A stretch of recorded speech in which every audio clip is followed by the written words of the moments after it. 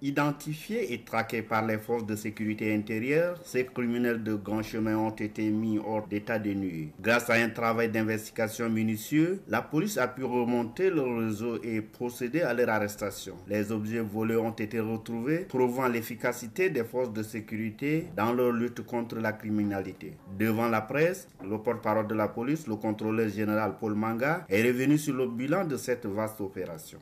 Il s'agit d'abord d'un premier groupe composé de deux individus dont le cerveau est Haroun Abdelkerim Oumar, qui a eu à voler 5 véhicules et en a revendu 2 autres en province, et il a été arrêté par la police.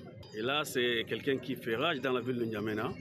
Ces butins, il les ramène en province pour les revendre.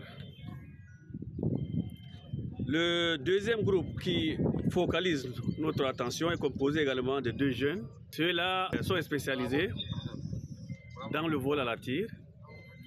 Et ils ont une moto et c'est avec cette moto qu'ils font leur opération en arrachant les téléphones des paisibles citoyens.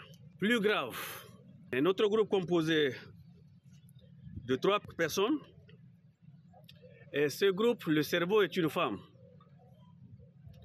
Et ils sont allés agresser une femme au quartier Hamsinene, où ils ont escaladé le mur et ils l'ont allé la ligoter pour emporter ses biens, mais c'est sans compter sur la vigilance de la police qui les a automatiquement arrêtés. Et ils sont actuellement ici. Nous avons également une association de malfaiteurs en lien toujours avec des braquages, constituée de 4 jeunes qui se sont introduits également dans une autre concession et ensuite attaqué une femme pour emporter ses biens. Je voudrais vous dire que ces personnes interpellées seront mises à la disposition de la justice pour qu'ils répondent de leurs actes.